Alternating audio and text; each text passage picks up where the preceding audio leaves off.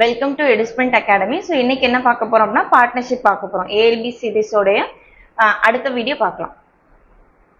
So first question பாருங்க, என்ன சொல்லியிருக்காங்க? PNQ started a partnership business investing some amount in the ratio 3:5. அதாவது PNQ-க்கான partnership பிசினஸ்க்கான investment ratio கொடுத்துட்டாங்க. 3:5ன்னு சொல்லிட்டாங்களா?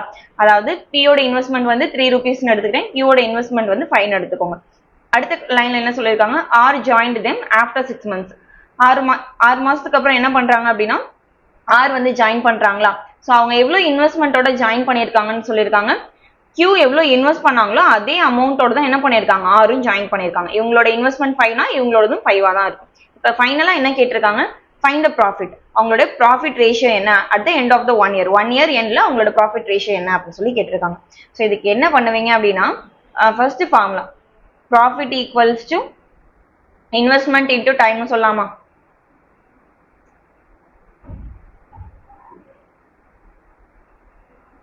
ஸோ ப்ராஃபிட் என்ன சொல்லுவீங்க? இன்வெஸ்ட்மெண்ட்டையும் டைமையும் மல்டி பண்ற வேல்யூ தான் ப்ராஃபிட் அப்படின்னு சொல்லி சொல்லிடும். ஸோ PQR அப்படின்னு சொல்லி எடுத்துக்கலாமா? ஸோ P-யோட வேல்யூ எவ்வளவு சொல்லியிருக்காங்க? 3ங்கிறது சொல்லிட்டாங்க investment. And then Q investment எவ்வளோ? 5-ஆ. தென் ஆரோட இன்வெஸ்ட்மெண்ட் எவ்வளோ Q இன்வெஸ்ட் பண்றாங்களோ அதுதான் ஆரோட இன்வெஸ்ட்மெண்ட்டும், அதுவும் 5 தான். அடுத்த லைன்ல என்ன சொல்லிட்டாங்க? இவங்க வந்து 6 monthsக்கு அப்புறம் தான் ஜாயின் பண்றாங்க. பட் இவங்க எல்லாருமே 1 year ஃபுல்லாவே இந்த பிசினஸ்ல அவங்களோட இன்வெஸ்ட்மெண்ட் வச்சிருப்பாங்க. ஸோ என்ன எடுத்துக்கலாம்? 12, இங்கேயும் 12, இங்க 6ன்னு எடுத்துக்கலாமா? ஸோ இன்வெஸ்ட்மெண்ட் வந்து 355ன்னு இருக்கும். டைம் பீரியட் என்னவா இருக்கும்? 12, 12, 6ன்னு இருக்கும். ஸோ இப்போ என்ன பண்ணிருக்கலாம்? ரேஷியோல எடுத்துக்கலாமா எல்லாத்தையுமே? ஸோ அப்படியே கேன்சல் பண்ணுங்க. 6, 12, 12. 6 டேபிள்ல கேன்சல் பண்ணீங்க அப்படின்னா 2 times வந்திருக்குமா? 3 2s are 6ன்னு வரும். 5 2s are 10.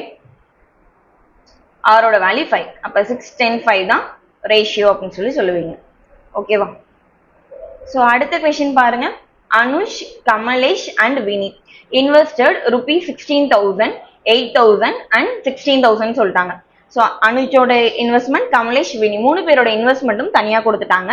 Anush left after 6 months. Anush என்ன பண்றாங்க அப்படின்னா 6 monthsக்கு அப்புறம் பிசினஸ் விட்டு லெஃப்ட் ஆயிடுறாங்க. If after 8 months there was a gain of ₹8,010 அப்படின்னு சொல்லி சொல்லியிருக்காங்க. ஸோ இவங்களோட கெயின் ஓவராலா 8 monthsக்கு அப்புறம் இவங்களோட கெயின் எவ்வளோ? ₹8,010.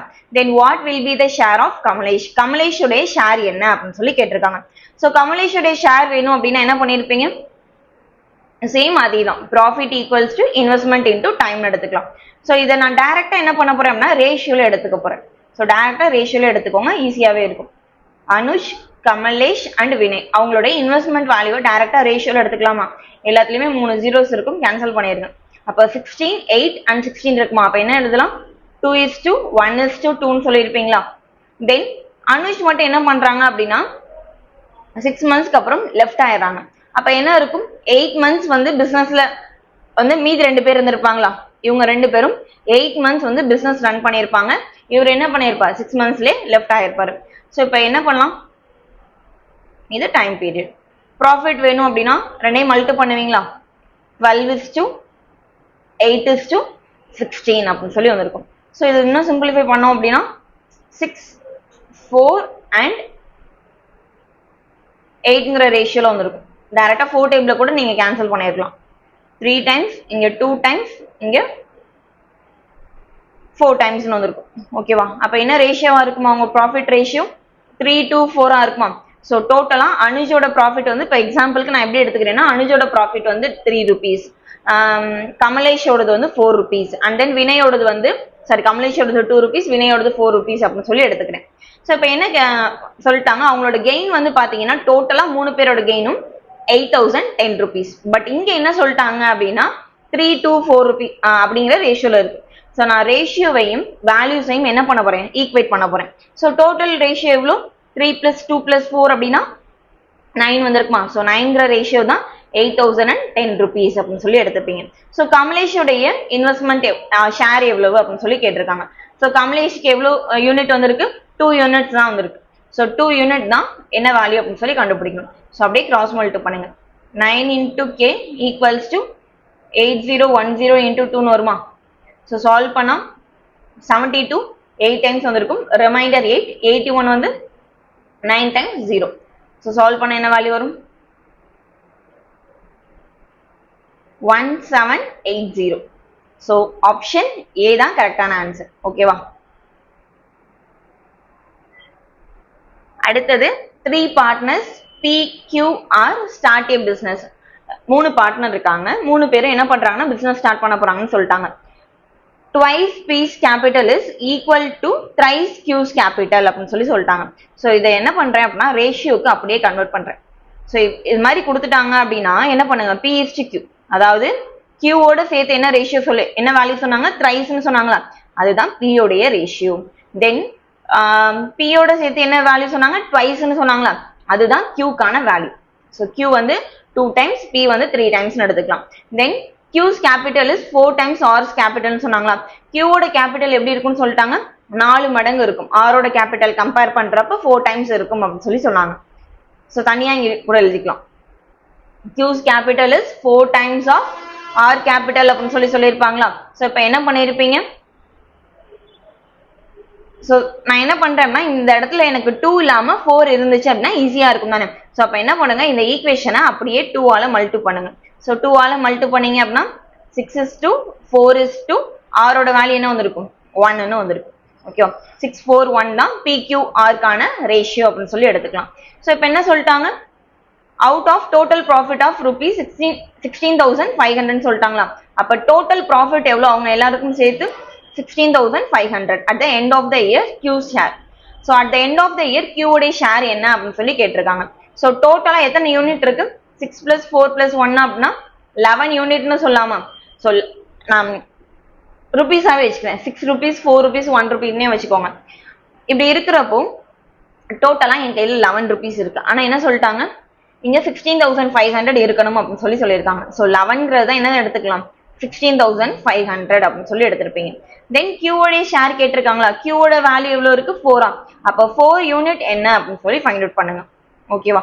ஸோ கிராஸ் மல்டி பண்ண என்ன வேல்யூ வரும் 11x = 4 into 16,500. ஸோ கேன்சல் பண்ணுங்க. 11 1 times வந்திருக்கும், இது 15 times வந்திருக்கும். ஓகேவா? ஸோ 15 into 4 என்ன வேல்யூ வரும் 6,000 அப்படின்னு சொல்லி வரும். ஓகேவா? ஸோ Qவோட ஷேர் எவ்வளோ 6,000. இதே எனக்கு வந்து P-யோட ஷேர் வேணும்னா இங்க 4 போட்டது போல என்ன பண்ணிருப்பீங்க 6ன்னு எழுதிருப்பீங்க.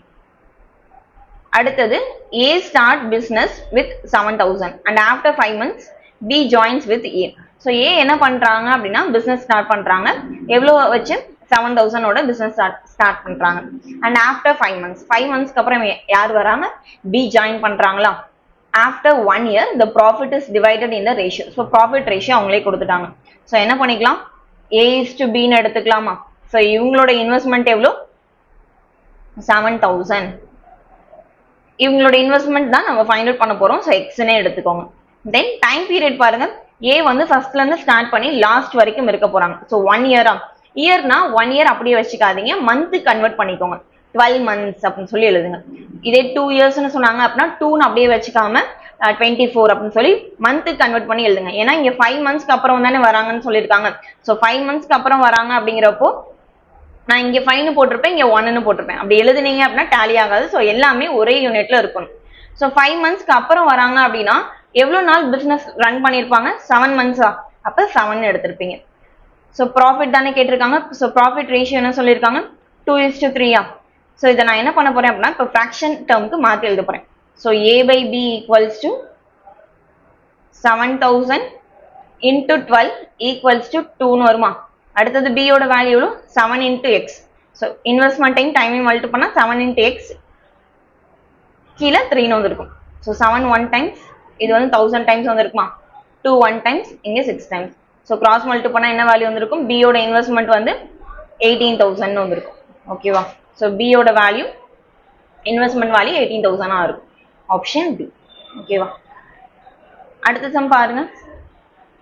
A started a business with rupees 21,000 and is joined afterwards by B with rupees 36,000 சொல்லிட்டாங்களா. A என்ன பண்றாங்கன்னு சொல்லியிருக்காங்க, பிசினஸ் ஸ்டார்ட் பண்றாங்க. எவ்வளவு அமௌண்ட்ல பிசினஸ் ஸ்டார்ட் பண்றாங்க 21,000 இன்வெஸ்ட் பண்ணி பிசினஸ் ஸ்டார்ட் பண்றாங்க. தென் B என்ன சொல்லியிருக்காங்க 36,000 வந்து இன்வெஸ்ட் பண்ணி பிசினஸ் ஸ்டார்ட் பண்றாங்க. ஓகேவா? பட் ஏ ஜாயின் பண்ண கொஞ்ச நாளுக்கு அப்புறம் என்ன பண்றாங்க, பி வந்து ஜாயின் பண்றாங்க, பி வந்து பிசினஸ் ஸ்டார்ட் பண்றாங்க அப்படின்னு சொல்லிட்டாங்க. ஸோ இவங்களுடைய டைமிங் வேறையா இருக்கும், இவங்களோட டைமிங் வேறையா இருக்கும். ஓகேவா?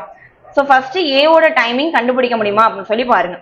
So at the end of the இயர்னு சொல்லியிருக்காங்க இல்லையா, இதுதான் உங்களுடைய loop. At the end of the இயர்னா 1 இயர் எண்ட்ல தான் அவங்க கால்குலேட் பண்றாங்கன்னு சொல்லிட்டாங்க. அப்ப ஏ தானே பிசினஸ் ஸ்டார்ட் பண்ணாங்க. ஸோ ஏ ஃபர்ஸ்ட்ல இருந்து லாஸ்ட் வரைக்கும் இருந்திருப்பாங்க. ஸோ 12 months தான் ஏ உடைய டைம் பீரியட். நம்ம என்ன கண்டுபிடிக்கணும், பி உடைய டைம் பீரியட் தான் கண்டுபிடிக்கணும். ஸோ இப்போ என்ன பண்ணலாம், தென் இங்க இன்னொரு வேர்டும் சொல்லியிருக்காங்க.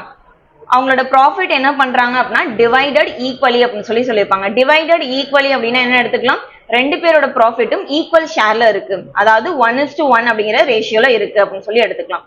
ஸோ 1:1 அப்படிங்கிற ரேஷியோ அப்படின்னு என்ன சொல்லியிருப்பீங்க. ஸோ ஃபர்ஸ்ட் இதை ரெண்டையும் நான் ரேஷியோல கேன்சல் பண்ணிக்கிறேன். சேம் ப்ரீவியஸ் ப்ராப்ளம் எப்படி ஃபிராக்ஷன்ல மாத்தி எழுதிங்க அதே மாதிரி ஃபிராக்ஷன்ல மாத்தி எழுதிக்கோங்க. 21 divided by 36. ஸோ இன்வெஸ்ட்மெண்ட்டையும் டைமையும் மல்டிபிள் பண்ணுவீங்களா, 12.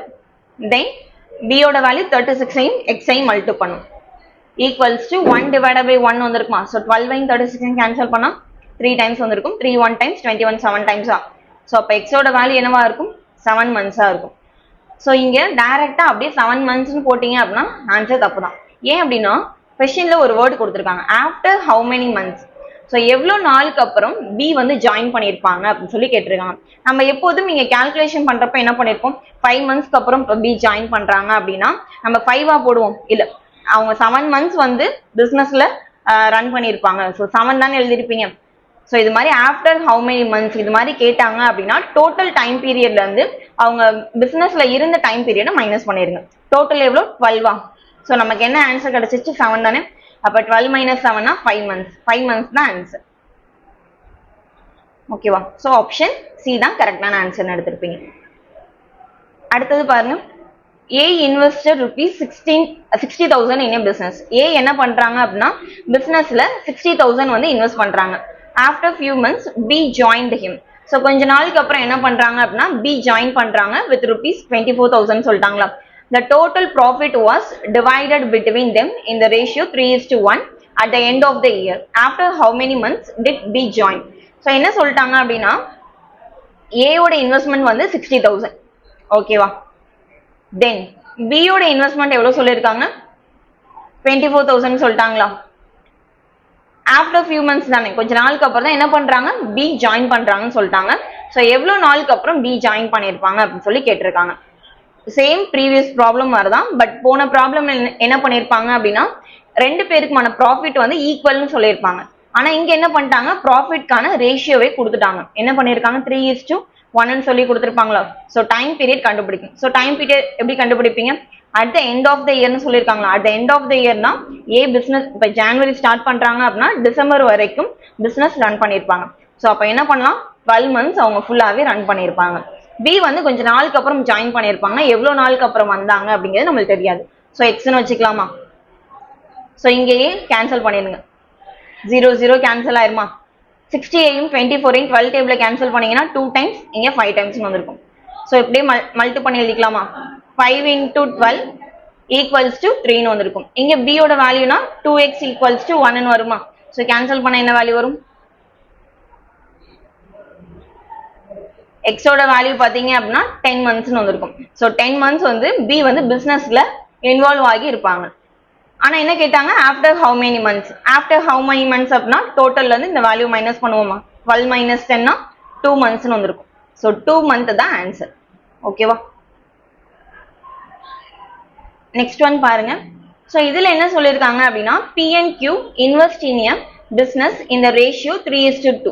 ஸோ P&Q ஓட இன்வெஸ்ட்மெண்ட்கான ரேஷியோ அவங்களே டைரக்டா வேல்யூஸா சொல்லாம ரேஷியோவாவே கொடுத்துட்டாங்க. If 5% of the total profit goes to charity. So அவங்கள 5% டோட்டல் ப்ராஃபிட் என்ன ஆகுதுன்னு சொல்லிட்டாங்க, சேரிட்டிக்கு போகுதுன்னு சொல்லிட்டாங்க. அதுல பியோட ஷேர் பாத்தீங்க அப்படின்னா 855 rupees. அப்ப டோட்டல் ப்ராஃபிட் என்ன அப்படின்னு சொல்லி கேட்டிருக்காங்க. ஸோ என்ன எடுத்துக்கலாம், P/Q வந்து 3:2 எடுத்திருப்பீங்களா இன்வெஸ்ட்மெண்ட்ல. ஓகே, ஸோ இன்வெஸ்ட்மெண்ட் மட்டும் தான் எனக்கு கொடுத்துருக்காங்க, டைம் பீரியட் பத்தி கொடுக்கவே இல்லை. விச் மீன்ஸ் அவங்க வந்து ஃபுல்லாவே இருந்தாங்க, இவங்களுக்கு அப்புறம் இவங்க ஜாயின் பண்ணாங்க, எதுவுமே இந்த மாதிரி டேர்ம்ஸ் கொடுக்கல அப்படின்னா இவங்க ரெண்டு பேரோட டைம் பீரியட்மே ஈக்குவல்னு எடுத்துக்கோங்க. ஈக்குவலா இருந்துச்சு அப்படின்னா ரெண்டுமே நெக்லெக்ட் ஆயிருமா. ஸோ அதை நீங்க கன்சிடர் பண்ண வேணாம். இன்வெஸ்ட்மெண்ட்டோட ரேஷியோவும் ப்ராஃபிட்டோட ரேஷியோவும் எப்படி இருக்கும்? ஈக்குவலா தான் இருக்கும். ஸோ இப்போ என்ன சொல்லிட்டாங்க, 5% வந்து சேரிட்டிக்கு டொனேட் பண்ணிடுறாங்களா, அப்போ டோட்டலா 100% தான் அவங்களுடைய ப்ராஃபிட்டா இருக்கும். அதுல 5% என்ன பண்றாங்க, சேரிட்டிக்கு கொடுத்துறாங்க. அப்போ ரிமைனிங் எவ்வளவு இருக்கும்? 95% இருக்குமா? அந்த 95% தான் இவங்க ஸ்பிளிட் பண்ணிக்க போறாங்க. ஸோ இவங்களோட பார்ட் எவ்வளவு இருக்கு? இவங்களுக்கு ஒரு 3 பார்ட்ஸ் கொடுக்குறாங்க, இவங்களுக்கு ஒரு 2 யூனிட் கொடுக்குறாங்க. அப்போ டோட்டலா 5 பார்ட்ஸ் தான் அவங்களுடைய ப்ராஃபிட். 5 பார்ட்ஸ் எதுல இருந்து பிரிப்பாங்க? 95% தான் பிரிப்பாங்க.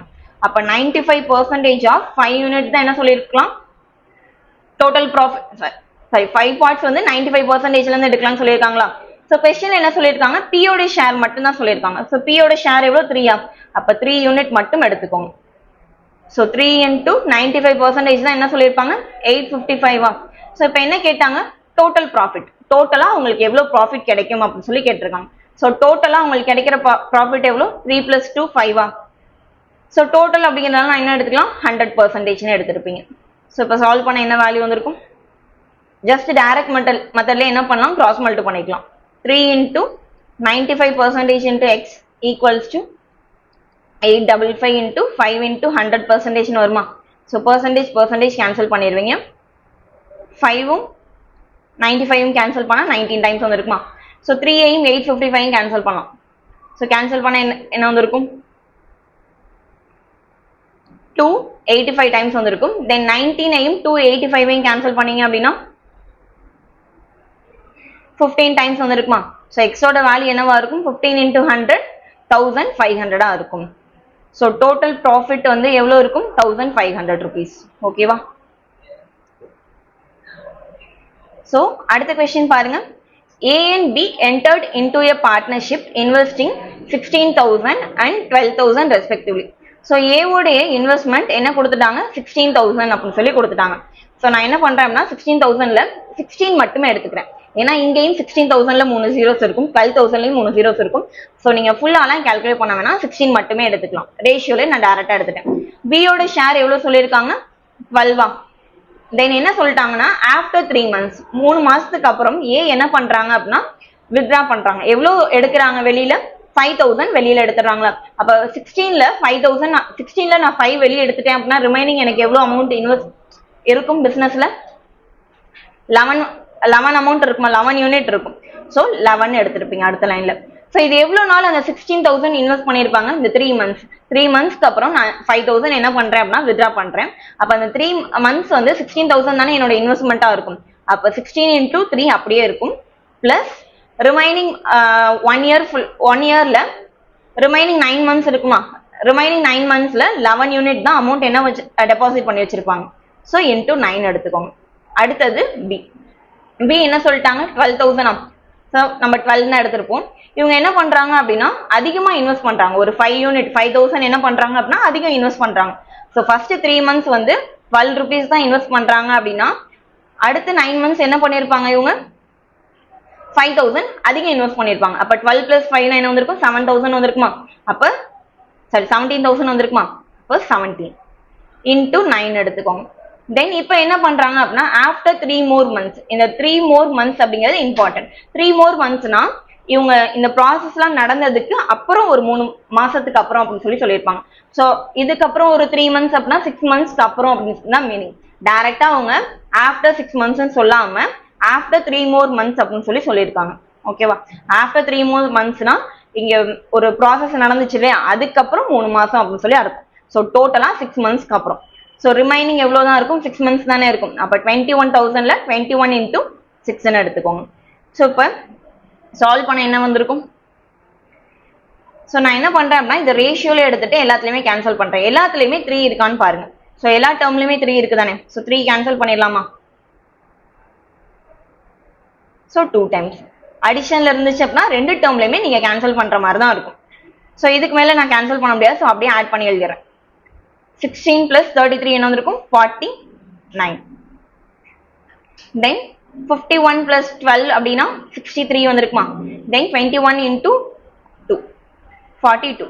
ஸோ இது எல்லாமே 7 டேபிள்ல கேன்சல் ஆகும். ஸோ கேன்சல் பண்ணீங்க அப்படின்னா 7 times, இங்க 9 times, இங்க 6 times. ஸோ ஏபிசிக்கான ப்ராஃபிட் ரேஷியோ என்னவா இருக்கும், 7, 9, 6ங்கிற ரேஷியோல இருக்கும். ஸோ இப்போ என்ன கேட்டிருக்காங்க அப்படின்னா B exceeds that of C. So B வந்து எவ்வளோ அதிகம் வச்சிருப்பாங்க, அவங்களோட ஷேர் வந்து சியோட கம்பேர் பண்றப்ப எவ்வளோ அதிகம் இருக்கும் அப்படின்னு சொல்லி கேட்டிருக்காங்க. Out of total profit, total profit அவங்களே கொடுத்துட்டாங்க. டோட்டல் ப்ராஃபிட் எவ்வளோ, 26,400 தான் அவங்களுடைய டோட்டல் ப்ராஃபிட்டா. ஸோ டோட்டல் ப்ராஃபிட்னா என்ன பண்ணிருப்பீங்க, ஸோ எல்லா வேல்யூஸையும் ஆட் பண்ணுவீங்க. எல்லா வேல்யூஸையும் ஆட் பண்ண என்ன வந்திருக்கும், 22 யூனிட்னு வருமா. ஸோ 22 யூனிட் தான் 26,400.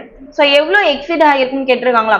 ஸோ பியோட ஷேருக்கும் சியோட ஷேருக்கும் எவ்வளோ எக்ஸிட் ஆகிருக்கு, 3 யூனிட்ஸ். அப்போ 3 யூனிட்ஸ் தான் என்ன வேல்யூ அப்படின்னு சொல்லி ஃபைண்ட் அவுட் பண்ணும். ஸோ சால்வ் பண்ண என்ன வேல்யூ வந்திருக்கும், 22 1 டைம்ஸ் 264 வந்து 12 டைம்ஸ் வருமா.